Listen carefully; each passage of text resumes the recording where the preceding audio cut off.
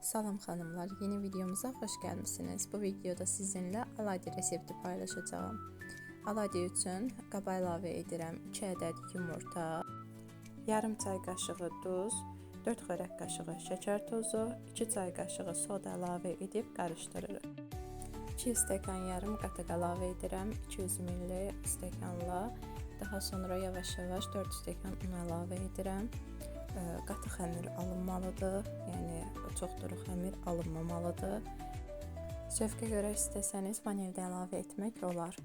Mən 2 qat reseptlə etdim, biraz çox alındı. Əgər siz daha az istəyirsinizsə, 1 qat reseptlə edə bilərsiniz, yəni bir yumurta ilə hazırlamaq olar və mən bu reseptin az çıxan versiyasını aşağı qeyd edəcəm, yorumlarda sabitləyəcəm. Yapışmaz tavaya biraz duru yağ əlavə edib, daha sonra xəmirləri qaşıqla əlavə edirik, qapağını örtürük, pişdikdən sonra bu formada çeviririk. Çox gözəl aladyələr alınır. Hər birinizə nuş olsun. Kanalımıza abunə olmağı unutmayın.